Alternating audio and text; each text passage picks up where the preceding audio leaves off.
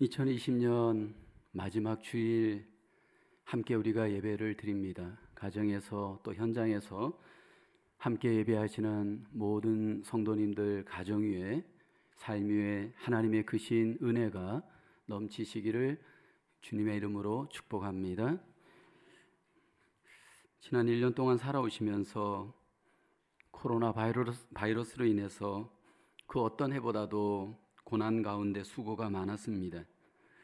올해는 일상의 삶을 그냥 살아가는 것 자체가 우리에게 너무나도 힘든 한 해였습니다. 어떤 분이 저에게 연말에 카드를 보냈는데 그 카드 안에 이런 내용이 있었습니다. 아무 일 없이 안부를 전할 수 있는 것이 큰 축복이고 큰 은총이었습니다. 사실 공감이 되는 글귀였습니다. 올해는 어떻게 보면 아무 일 없이 일상의 삶을 잘 산 것, 이렇게 한 해의 마지막을 만난다라는 것 자체가 은혜고 축복입니다. 한 해의 마지막 주일에 예배를 드리면서 한 해의 삶 속에 우리에게 가장 여기까지 오는데 요구되었던 것, 가장 큰 자세는 바로 인내하는 것일 겁니다.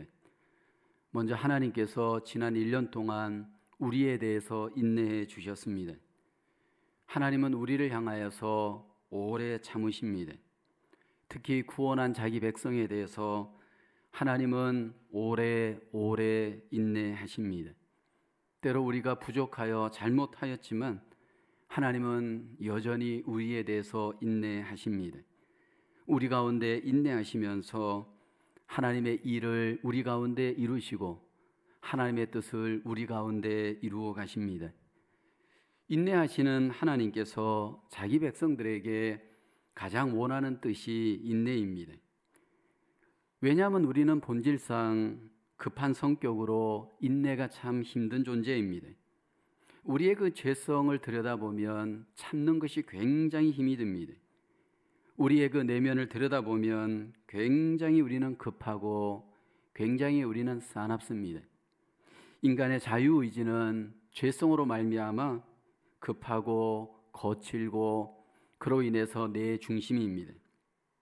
아담과 하와가 인내하지 못하고 선악과를 따먹고 말았습니다. 하나님의 뜻을 참고 기다리고 인내하기보다는 자기의 뜻대로 결정하고 섣불리 행동하였습니다. 근데 우리 안에 보면 그 아담과 하와의 본성이 다 있습니다. 구원받은 하나님의 백성들에게도 여전히 우리 안에 급한 성격이 다 있습니다. 하나님은 그리스도인 된 자기 백성들을 향해서 반복하여서 인내하십시오 요청을 합니다. 예수 그리스도 안에 있는 하나님의 백성들에게 주시는 말씀을 보면 가장 강조되는 교훈이 인내해야 합니다.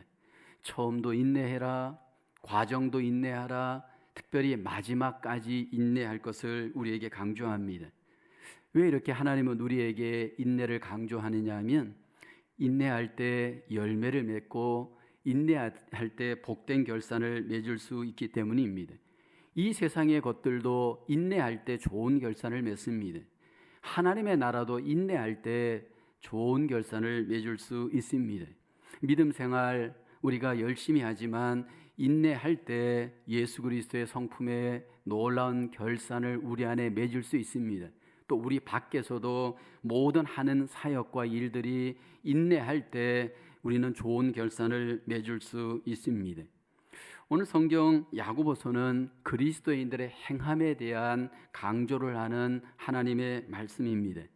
하나님께서 그리스도인들에게 행함을 강조하는데 그 행함의 가장 중심되어지는 강조점이 뭐냐면 인내하는 겁니다. 야고보서 1장부터 시작되어져서 마지막 장 5장에 와서 가장 강조하는 키포인트는 인내하는 겁니다. 이 사람이 진짜 믿음인가 가짜 믿음인가, 진짜와 가짜를 구분할 수 있는 좋은 특징 중에 하나가 인내입니다. 인내하는 자가 진짜 믿음이고 인내하는 자가 진짜 행하는 그리스도인의 모습입니다. 이렇게 인내할 때 우리에게 하나님의 복의 결산을 맺을 수 있습니다. 이 그리스도인들의 진정한 가치는 인내하는 것이고 그 가치 속에 하나님은 복으로 함께하여 주십니다. 오늘 야고보서 본문이 기록되어질 그 당시는 인내하기가 굉장히 힘들었습니다. 외적으로 환난과 핍박의 고난이 있었습니다. 그 가운데 어떤 성도들이 인내하지 못하였습니다. 야고보서 기자는 오늘 본문을 통해서 주님을 기다리는 하나님의 백성들은 인내해야 할 것을 우리에게 강조합니다. 인내할 때 좋은 결산이 분명히 우리에게 있다, 말씀을 통해 강조합니다. 과연 우리는 어떻게 인내해야 할까요? 첫째, 농부같이 열매를 준비하면서 인내해야 합니다. 7절에 보면 그러므로 형제들아 주께서 강림하시기까지 길이 참으라. 보라, 농부가 땅에서 나는 귀한 열매를 바라고 길이 참아 이른 비와 늦은 비를 기다리나니 말씀을 합니다. 그리스도인들에게 농부같이 인내하십시오 요청합니다. 야고보서 기자는 인내 좋은 모델로 농부를 소개합니다. 농부는 어떤 직업보다도 인내에 익숙해야 합니다. 그래서 인내가 부족한 사람은 농사 지을 수 없습니다. 씨앗을 심는 일, 그 씨앗이 자라서 열매를 맺기까지 인내해야 합니다. 아무리 작은 식물일지라도 인내하지 않으면 거기에서 열매를 기대할 수 없습니다.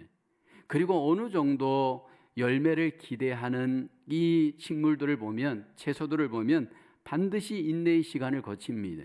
우리가 좋아하는 더덕이나 인삼과 같은 경우는 최소 6년 정도 시간을 인내해야 합니다. 그럴 때 상품 가치가 있는 것들을 만들어낼 수 있습니다. 그래서 농부들은 열매를 위해서 기다릴 줄 압니다. 서두른다고 열매가 빨리 맺어지지 않습니다. 열심히 씨를 심고 그 열매가 결산되기까지 모든 것들을 기다리면서 이겨냅니다. 햇볕도 기다려야 되고 바람도 기다려야 되고 비도 기다려야 됩니다. 요즘같이 빨리빨리 속도를 내는 스피드 시대에 성격 급한 사람은 절대로 농사 지을 수 없습니다. 그래서 성질이 급하고 젊은 친구들에게는 농사가 별로 인기가 없습니다. 농부가 왜 기다릴 수 있는 것일까요? 농부는 그 기다림 끝에 오는 열매의 가치를 잘 알고 있기 때문입니다. 비록 현재는 고통스럽지만 기다릴 수 있는 이유는 그 기다림 끝에 열매의 가치를 그들은 잘 알고 있기 때문입니다. 인내는 고통스럽습니다. 그러나 그 인내의 끝에 열매는 너무나도 가치가 있습니다.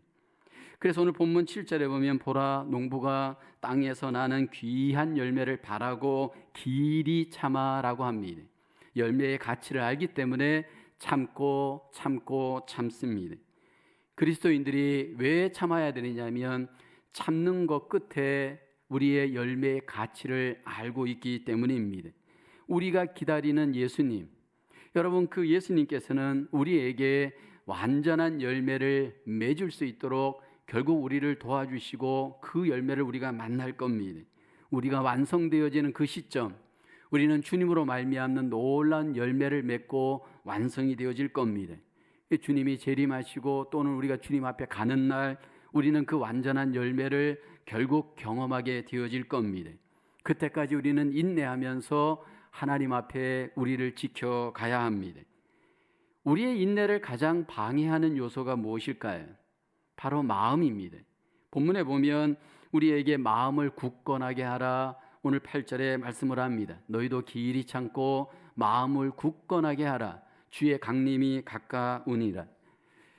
농부가 마음이 굳지 못하면 농사 지을 수 없습니다. 한 해 농사를 짓고 열매를 맺기까지 이 농부에게는 많은 도전과 고난이 있습니다. 어느 날은 바람이 불고, 어느 날은 너무 햇볕이 세고, 어느 날은 이렇게 저렇게 비가 너무 오기도 합니다. 그 가운데에서도 마음을 굳게 해야 합니다.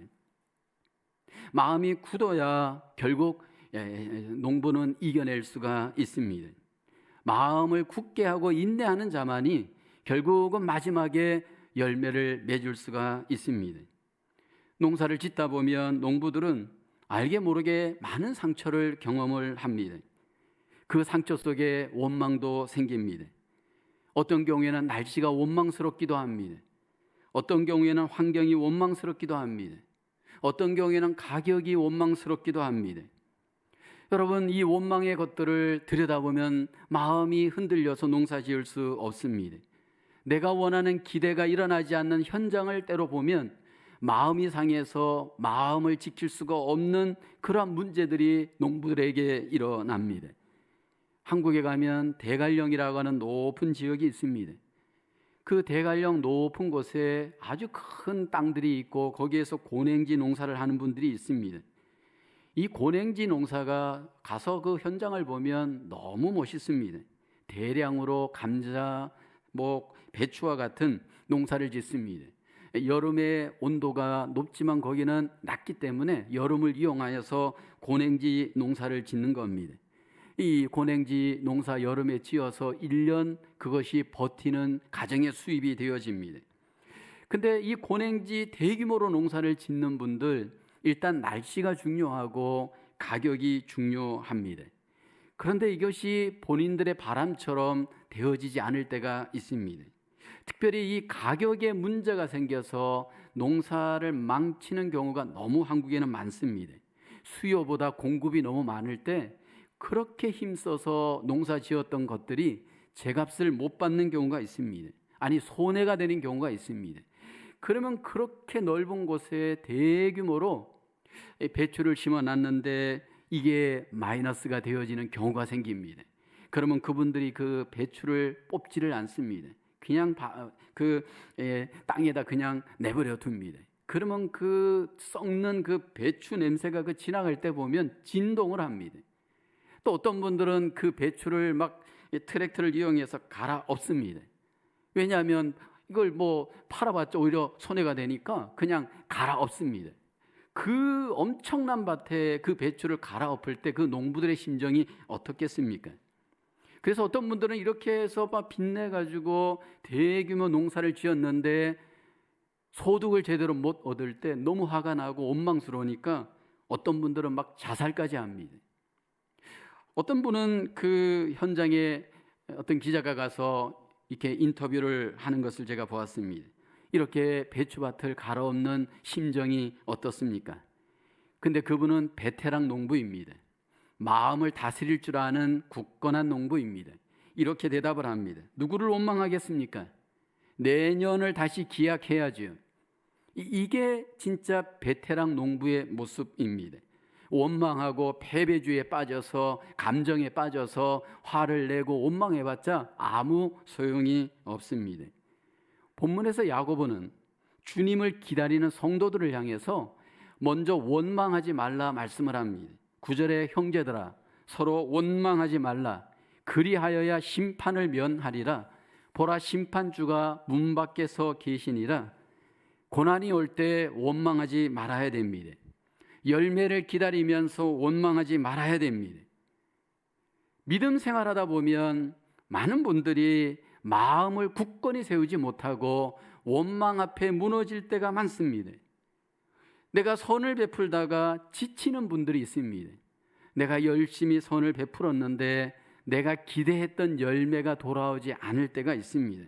그럴 때 그 마음에 낙심이 일어나 원망하시는 분들이 있습니다. 내가 이렇게 열심히 선을 베풀었는데 왜 이런 열매가 나타나지 않는 거야? 그러면서 그 마음에 원망이 일어납니다. 내가 지금 도대체 뭐를 하고 있는 거지? 내가 이 정도 존재밖에 안 되는 거야? 이렇게 선을 베풀다가 마음에 낙심이 되고 원망이 일어나는 경우가 있습니다. 그러면서 관계의 위기가 나타나고 믿음의 위기가 나타나고 그러면서 비틀거리다가 무너지는 경우들이 얼마나 많습니까?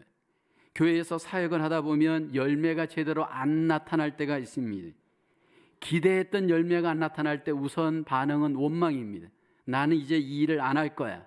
나 이제 여기서 스탑이야. 기도를 했는데 기도의 열매가 나타나지 않습니다. 전도했는데 전도의 열매가 나타나지 않습니다. 봉사했는데 봉사의 열매가 나타나지 않습니다. 목장에서 애를 썼고 전도에서 애를 썼고 여기저기서 애를 쓰고 수고했는데 열매가, 내가 기대했던 열매가 나타나지 않습니다. 그럴 때 우리 속에 원망이 나타납니다.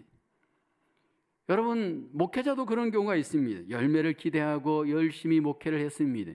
그런데 나타나는 가시적인 열매가 나타나지 않을 수 있습니다. 특별히 지난 1년 우리의 교회 현장을 돌아보고 믿음의 현장을 돌아보면 기대했던 열매들이 별로 없는 경우가 많습니다. 전도와 선교의 열매가 그렇게 없어 보입니다. 이런저런 구제의 어떤 열매도 없어 보입니다. 그럴 때 우리 속에는 알게 모르게 낙심이 일어나고, 그러다 보면 마음이 알게 모르게 상할 때가 있을 수 있습니다. 근데 여러분, 정말 농사를 잘 짓는 농사의 전문가들, 농사의 베테랑들에게 하나의 여러분 좋은 뜻이 있습니다. 좋은 증거가 있습니다. 그게 뭐냐면, 농사를 정말 오래 짓고 잘 지은 분들을 보면 자연의 순리를 적응할 줄 압니다. 예를 들어서 올해 농사가 잘 안 됐습니다. 그러면 이분들은 금방 내년에 또 있지, 그러면서 내년을 기다리게 되어집니다. 올해 안 된 것 때문에 욕심을 갖고 원망하고 조급하게 그것 때문에 막 힘들어하지 않습니다. 내년이 또 있는 겁니다. 내년에 또 잘 될 수 있기 때문입니다. 조급하게 일희일비하지 않습니다. 믿음 생활 해가는 데 있어서 가장 우리에게 문제가 되는 것은 내 스스로 자꾸 결론을 내립니다. 마치 올해가 끝인 것처럼 너무 조급하게 일희일비합니다. 전화기 붙들고 카톡을 붙들고 사람들을 붙들고 일희일비하면서, 여러분, 거기에 연연하다 보면 우리는 어떻게 될까요? 우리 속에 여러분 상처가 되어집니다. 내 뜻대로 안 된다고 우리가 조급하지 않기를 원합니다. 모든 것은 때가 있기 때문입니다. 모든 열매는 하나님이 맺게 하시기 때문입니다. 만사가 분명히 때가 있습니다. 하나님의 때를 우리가 기다리면서, 그 열매에 대해서 기다리면서 농부같이 인내할 수 있는 귀한 마음이 우리에게 필요합니다. 주님의 날을 기다리면서 좀 더 마음을 넓게 갖고 하나님 앞에 인내하시면서 굳건하게 하나님 앞에 우리의 믿음을 세워가시기를 주의 이름으로 축원합니다. 두 번째로, 선지자들 같이 고난 중에 인내해야 합니다. 10절을 보십시오. 형제들아, 주의 이름으로 말한 선지자들을 고난과 오래 참음의 본으로 삼으라. 야고보서 기자는 인내의 본보기로 선지자들을 우리에게 본으로 삼을 것 말씀을 합니다. 성경에 많은 선지자들이 있습니다. 선지자들은 하나님의 뜻을 대언하는 하나님의 일꾼들입니다. 이사야, 에레미야, 에스겔, 다니엘과 같은 구약의 하나님의 선지자들이 있습니다. 근데 진짜 선지자들은 이 땅에서 고난을 받으면서도 고난 중에 인내했던 자들입니다. 놀라운 것은요, 하나님의 일꾼, 진짜 일꾼들의 특징들은요, 핍박과 고난 속에서도 인내합니다. 구약에 보면 진짜 선지자들은 고난을 당하면서 하나님 안에서 그 고난을 인내하면서 이겨냅니다. 여러분, 하나님의 말씀을 전하고 하나님의 뜻을 행하면 사람들에게 박수를 받고 인정을 받고 높임을 받아야 우리가 생각하는 결론입니다. 그런데 그 반대입니다. 하나님의 말씀을 진짜 전하고 하나님의 뜻을 진짜 행하는 참 선지자들의 공통점이 뭐냐면 전부 고난을 당하였다라는 겁니다. 그 대표적인 선지자가 구약의 에레미야입니다. 이 에레미야는 하나님의 뜻인 심판을 외칩니다. 이스라엘 백성들 가운데 심판을 외쳤을 때 사람들은 그 심판의 메시지를 받고 전부 싫어합니다. 그리고 고난과 박해를 가합니다. 당시에 거짓 선지자들이 있었습니다. 이 거짓 선지자들의 메시지의 핵심이 뭐냐면, 여러분, 하나님이 여러분을 축복합니다. 축복의 메시지였습니다. 여러분, 우리는 하나님이 주시는 평화가 있습니다. 평화의 메시지를 전합니다. 이렇게 축복과 안정과 평화를 전하게 되어질 때 사람들은 그 선지자를 좋아했습니다. 근데 진짜 선지자들은 전부 사람들이 싫어하는 메시지를 하나님의 뜻으로 전하였을 때 핍박과 죽음이 그들을 기다리고 있습니다. 에레미야 선지자는 그 대표적인 경우입니다. 에레미야 26장 8절에 보면 에레미야가 여호와께서 명령하신 말씀을 모든 백성에게 전하기를 마침에 제사장들과 선지자들과 모든 백성이 그를 붙잡고 말합니다. 내가 반드시 죽어야 하리라. 이런 고난이 선지자들에게 있었습니다. 그런데 진짜 선지자들은 그 고난 속에 인내합니다. 여러분, 신약의 선지자의 모든 그림자를 완성하신 예수님 보십시오. 예수님께서 이 땅에 오셔서 나쁜 짓 한 적 없습니다. 사람들에게 하나님의 말씀 전하고 사람들을 믿음으로 섬겼습니다. 그러면 사람들이 그 예수님을 환영하고 좋아하고 그 예수님을 이렇게 높여야 합니다. 그런데 정반대의 결과가 일어나잖아요. 오히려 고난을 가하고 십자가에 결국 못 박아 죽입니다. 바울을 보십시오. 바울도 이 땅에서 얼마나 여러분 말씀 안에서 참으로 이렇게 섬기고 하나님의 뜻을 바르게 행하였습니까? 그런데 그렇게 바르게 행한 이 바울에게 돌아온 결과는 뭐냐면 전부 고난입니다. 고린도서 11장에 보면 얼마나 그가 고난을 당하였는가. 유대인들에게 40에서 하나 감한매를 5번 맞았습니다. 그뿐만이 아닙니다. 3번 태장으로 맞고 1번 돌로 맞고 일주일을 깊은 바다에서 지냈으며 라고 하는 이 고난의 이야기가 바울의 이야기입니다. 근데 바울은 고난 중에 인내합니다. 고난 중에 오히려 믿음으로 승리합니다. 여기서 우리가 질문해야 할 것은 왜 하나님의 뜻대로 행하는데 고난이 있는가라는 겁니다. 구약의 선지자들도 예수님도 바울도 그리고 지금 그리스도인들도 마찬가지입니다. 진짜 그리스도인들의 특징이 뭐냐면 이 고난을 믿음으로 인내하는 자들입니다. 근데 이 고난이 어떤 고난이냐면 하나님이 주신 고난입니다. 구약의 선지자들에게도 예수님에게도 여러분 바울에게도 하나님은 전부 고난을 허용하십니다. 그리고 그 고난을 인내로 통과하시기를 기뻐하십니다. 예수님의 십자가를 보십시오. 예수님께서 그 십자가의 고난을 당했을 때 그 고난을 피하지 않습니다. 왜냐? 그 고난이 하나님이 주신 고난인 것을 알았기 때문입니다. 고난의 십자가를 앞에 두고 예수님이 기도하시잖아요. 나의 원대로 하지 마옵시고 아버지의 원대로 하옵소서. 아버지의 원이 뭐냐면 바로 고난을 감당하는 겁니다. 그래서 고난 중에 예수님이 인내하십니다. 예수님을 잡으러 가룟 유다와 군병들이 왔습니다. 베드로가 칼을 쳐서 대제사장의 종 귀를 잘라버립니다. 그때 예수님이 말씀을 합니다. 너는 내가 아버지께 구하여 12영이 더 되는 천사를 보내게 할 수 없는 줄 아느냐?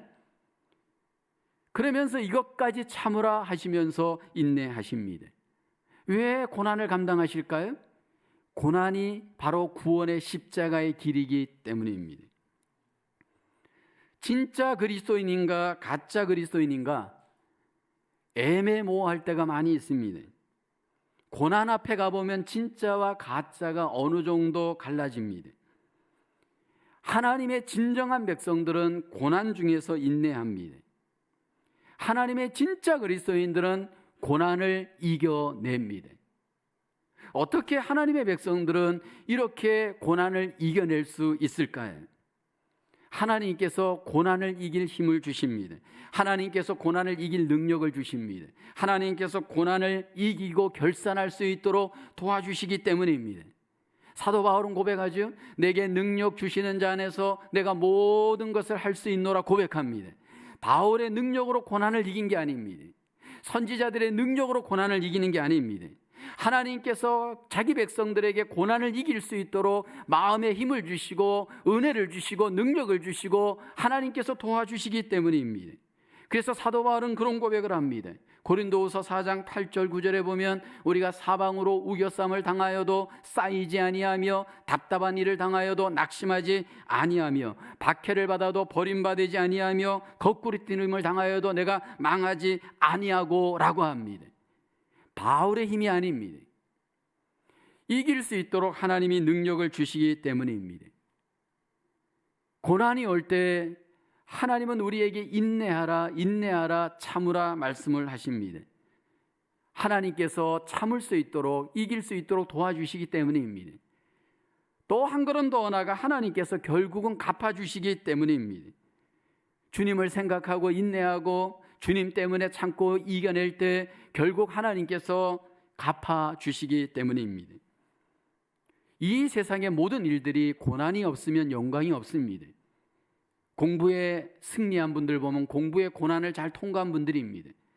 운동의 영광을 취하는 분들 보면 운동의 고난을 잘 통과한 분들입니다. 이 세상의 것들도 고난이 없으면 영광이 없습니다. 하나님의 나라도 똑같습니다. 하나님의 나라도 고난이 없이는 절대로 영광이 없습니다. 근데 그 고난 중에 잘 인내하는 사람들, 하나님께서는 결코 외면하지 않고 결산을 맺을 수 있도록 하나님께서 축복하십니다. 2020년 한 해 코로나의 시간을 우리는 지금까지 보내왔습니다. 이 코로나의 시간을 우리는 오면서 왜 하나님께서 우리에게 이 코로나를 허용했는가? 자꾸 하나님의 뜻을 우리가 묻습니다. 근데 여러분, 하나님께서 명확하게 우리에게 왜 허용했는지 이유를 말하지 않습니다.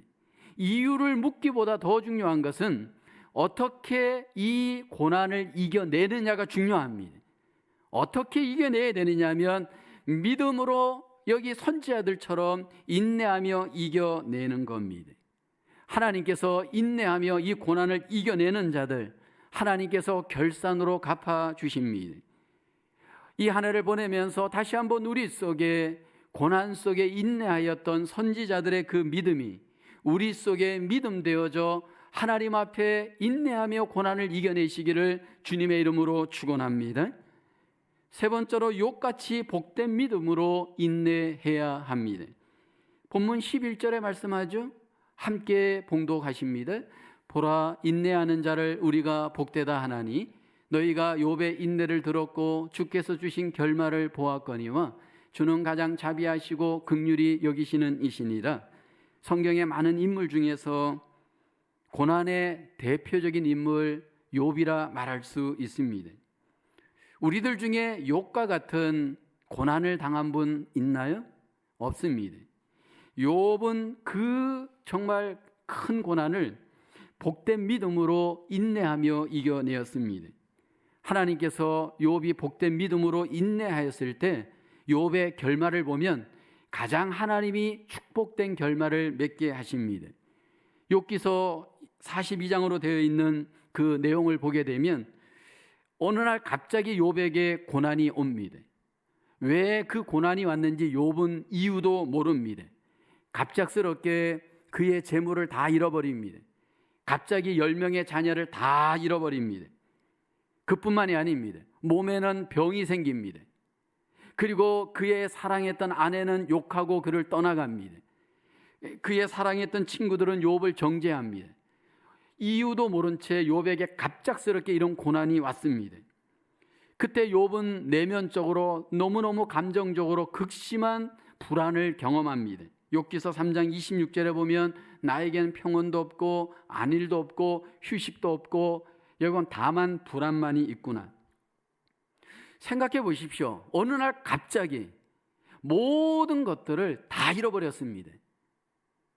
재산도 다 잃어버렸고 자녀도 다 잃어버렸고 여러분 병도 났고 와이프도 떠나고 아무것도 의지할 것이 없습니다. 아무것도 기댈 것이 없습니다. 만약 그런 입장이 우리가 되었다면 이 믿음에 대해서 여러분 좋은 생각이 들을 수 있을까요? 분명히 우리 속에 안 좋은 마음, 안 좋은 생각, 안 좋은 결정을 할 위험이 분명히 있습니다. 많은 경우에 고난 앞에 가보면 해석을 잘못하는 분들이 많습니다. 고난 앞에 가보면 감정으로 해석을 해버리는 분들이 많습니다. 고난 앞에 가면 자기 생각으로 해석을 해버리는 분들이 많습니다. 근데 욥은 그렇게 문제를 해석하지 않습니다. 욥은 고난의 철저한 정황에서도 그는 복된 믿음으로 상황을 해석을 하였습니다. 하나님께서 이 일을 나에게 주신 것이 절대로 부정적인 이유가 아니다라고 하는 것을 그는 마음에 믿었습니다.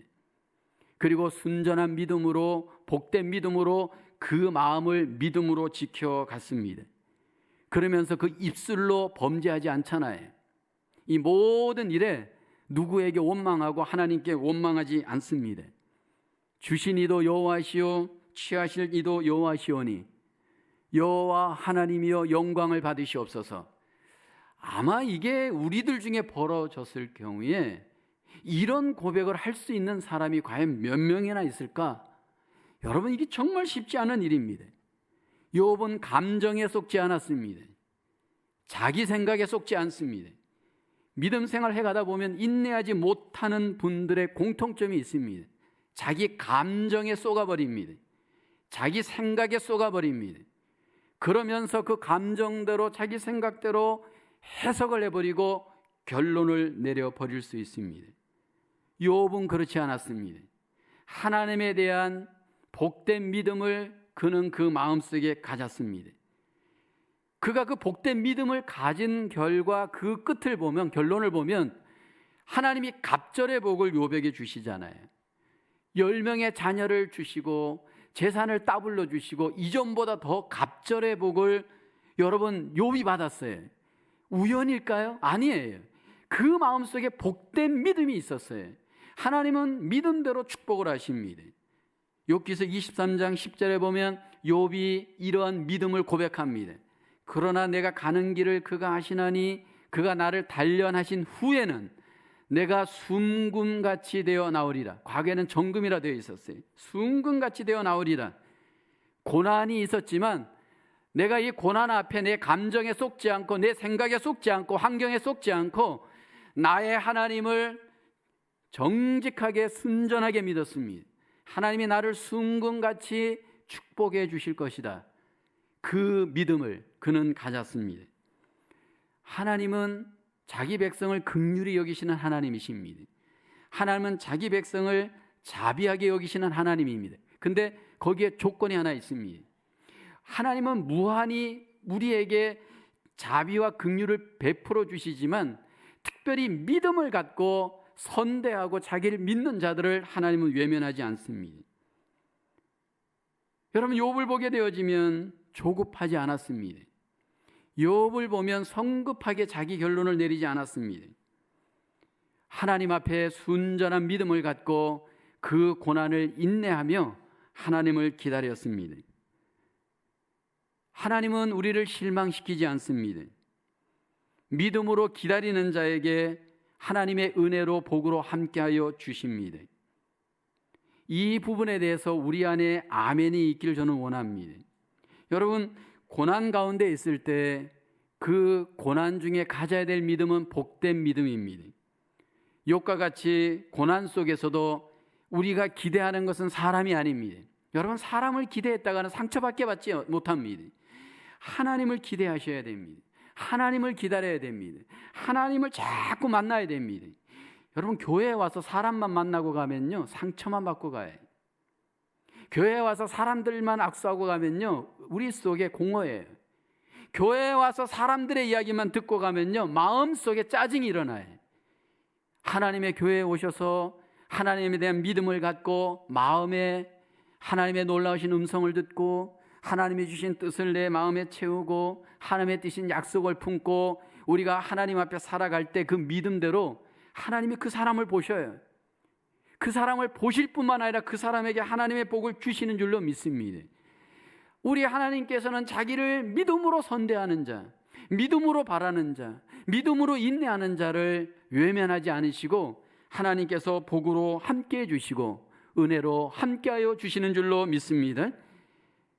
인생을 살다 보면 시작을 잘하는 분들이 있습니다. 아니, 과정도 잘하는 분이 있습니다.